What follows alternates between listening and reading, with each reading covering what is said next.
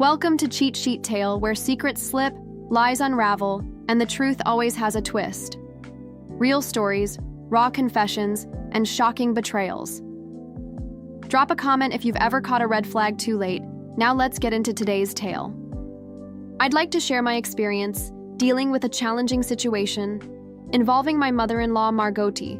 Must preface this by acknowledging that this topic might be sensitive foursome, and I apologize if it offends anyone. Margot has exhibited clear signs of racism, particularly towards individuals with a different skin color than hers. Unfortunately, this has become evident in her treatment of me, her daughter-in-law. To provide some background, I am a 28-year-old woman married to my long-term boyfriend Caleb, whom I met during our post-graduation at a management college. I am of Indian origin, but was born and raised in Boston, while Caleb is a white American. Ethnicity became a concern. When Caleb and I got serious about our relationship, Margot, my mother-in-law, have her reservations about our union duet. This difference, despite her initial attempts to appear accepting, her true feelings of disdain were palpable. She would make comments about my ethnicity, emphasizing that it was the color of my skin that bothered her. Initially, during our dating phase, she seemed less aggressive about her disapproval. However, as the years passed and she witnessed our commitment to each other, her discomfort grew.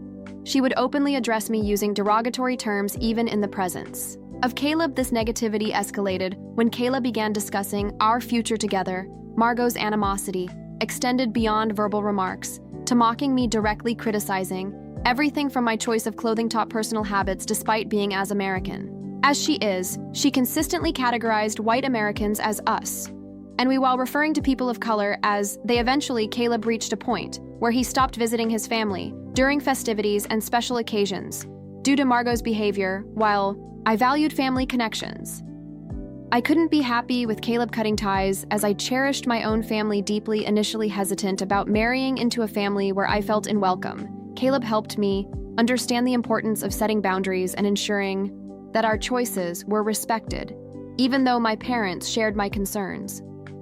Caleb's father emerged as a supportive figure, assuring my parents that I would be loved and respected in the family. Despite Margot's disapproval, Caleb's father emphasized that the decision to marry someone should be his, urging her to respect his choices and back off. I anticipated that she would cause a disruption at my wedding, but thankfully everything went smoothly. Prior to the event, I was quite stressed, but my father and mother-in-law assured me they would handle her, and they did. She behaved courteously with my parents and guests, leading me to believe she had moved beyond my skin color and accepted me. To my surprise, however, she seemed stuck on that issue in an effort to minimize interaction with her. What a stance ourselves. Nevertheless, my father-in-law continued to visit regularly, and I developed a strong bond with him. Margot, on the other hand, proved to be persistent.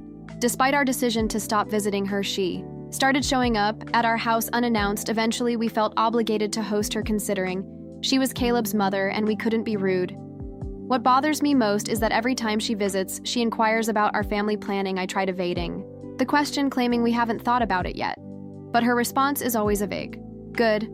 I'm unsure whether she wants us to have children or not, and it's become increasingly difficult to interpret her intentions. I approached Caleb about this, but he dismissed it, insisting she's merely curious.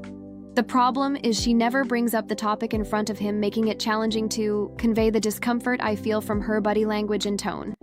It's more than just a general inquiry, and I find it unsettling. Recently, during her visit, I caught her searching through my bedside table drawer. It was a bizarre and creepy incident. I was occupied with a client call and informed her it would take about 45 minutes. She seemed fine with it, but when I later discovered the call had ended prematurely, I went to look for her after she had disappeared. Upon returning to the study to retrieve my phone, I heard scrambling noises from my bedroom. Caleb wasn't home at the time, and upon entering the room, I found Margot near my bedside table, frantically searching through the drawer, startled by my presence. She claimed to be looking for vaporizer due to a cold. I offered her own, but she didn't use it, insisting she would check with my doctor later. Strangely, she didn't exhibit any signs of illness during her stay, making Meryl previous instances where I had noticed my closet tampered with and my belongings displaced. Until now, I hadn't paid much attention to those occurrences. Looking back, I can't ignore the fact that during most of Margot's visits, she was at my house, It seems too frequent. Toby, a mere coincidence. The problem is, while it's concerning, I can't bring myself to tell Caleb. It's not that he wouldn't understand, but to him, it doesn't seem creepy that his mother was searching for a vaporizer in my drawer. I lack enough evidence to prove my observations, and I'm unclear about what. She's even up to any advice on how to deal with this. Do you foresee anything? Just want to be alert before I'm caught. Off-guard update. Number 1. Hey everyone. Thanks for helping me break down Margot's intentions. If it weren't for you guys, I would have taken forever to figure out what she's up to. I made a list of all the possible things Margot could be behind, and the top assumption that made the most sense was a baby. I connected the dots considering how she used to ask about having children, and then started searching through my bag, closet, and drawer. She must be checking if we use protection, finding them in any of these places, and being reassured that we're not planning children yet. I know it's common for grandparents to expect grandchildren, but in that case, she could have asked us to plan instead of sneaking around. These were my assumptions, and as soon as you suggested it, I started playing around with her. To confirm my doubts, I hid my pills and his protection in a different place, not accessible to her. I was careful with my bag and closet when she visited my home. Also, I started playing with my words while talking to her. The next time she asked if we were planning a baby, it blushed and said, "Yeah, we're kind of planning." The expected reaction should have been a positive one, but hers was, "No way, it's too early, you guys should enjoy your life first. The baby can wait." I've never heard a mother-in-law say this. It wasn't even advice, it was more of an instruction currently. I'm just enjoying this drama, teasing her that we're planning for a baby and relishing her reaction. I know it's a concern that she doesn't want us to have a baby, and I don't know why, or maybe I do. I'll probably update you when I have more details about her intentions. This was just a quick update for everyone to have a good laugh, thanks to those who have been checking on my last post. Update number 2. Hey guys, this is going to be a longer one. I finally figured out Margot's intention behind all this creepy activities. After a month of teasing her that we were planning for a baby, she finally spoke out one day. Chevy cited us, and Caleb was also home. We were 3 sitting together. I said, "Zacto, you know Mom had been insisting me not to have children?" Now, Caleb was like, "What?" Margot also turned pale. Caleb asked her why she would suggest that and share. In short of words, I said, "Mom thinks that we should enjoy our life more, and children would just destroy our peace and privacy." Mind you, Caleb loves children. It was I who was pushing the plan of the baby to the next year. Caleb wanted it. Now Margot tried to cover up and say, "Yes, I was suggesting it for your own well-being. Enjoy your youth." Caleb said he had enjoyed enough, and now he wanted a baby. You know, I could have informed Caleb about it earlier, but the joy of having a face-to-face confrontation was too tempting. It led to a heated argument between Caleb and Margot, escalating to the point where she turned aggressive. Margot asserted that if we truly wanted to have a baby, we should opt for traditional surrogacy. She justified this suggestion by claiming that pregnancy is difficult for women, citing her business and career as factors that would be adversely affected. According to her, not only would my work be impacted, but Caleb's business would also suffer because he would have to take care of me. She insisted that we could afford surrogacy and encouraged us to go for it. I was perplexed. I knew she couldn't be genuinely kind and considerate. Her suggestion of surrogacy wasn't about our work and well-being. Caleb, in response, remained calm, agreeing to consider the idea. Margot, thinking that we were immediately planning for a baby, showed up a few days later. This time, she deliberately checked Caleb's availability, claiming she had something important to discuss. To my surprise, she brought a list of top places providing surrogacy facilities and had shortlisted women offering surrogacy. As if that wasn't enough, she also had a list of female egg donors, shortlisting 2 with the best genetic features. Caleb and I were taken back. I used a punching bag to calm my nerves. While Caleb lost his temper, yelling at Thayer for being nosy in our lives, he firmly stated that it wasn't their business to interfere in our lives. Margot insisted that her motive was well-intentioned, but I continued to probe. I questioned the need for an egg donor, this to Caleb's notice a few days later. She sent the sorry card to Caleb, but he refused to speak to her despite her attempts to mend the relationship. He remained firm. She even visited his office with flowers, but Caleb did not forgive her. She's now trying to fix her relationship with Caleb by being extra sweet to me, but she hasn't apologized to him. In reality, she had belittled and offended me. Fortunately, Caleb defended me so firmly that I didn't need to intervene. I hope she learns her lesson, refrains from interfering in our personal life. I'll keep you updated if anything develops. Update number 3, guys. Margot doesn't seem to have learned her lesson. I apologize for not updating. This often due to my hectic. Words and expressing a desire to mend everything. My father-in-law, a principal family man, holds significant respect from all of us. He reached out to Caleb, urging him to forgive Margot.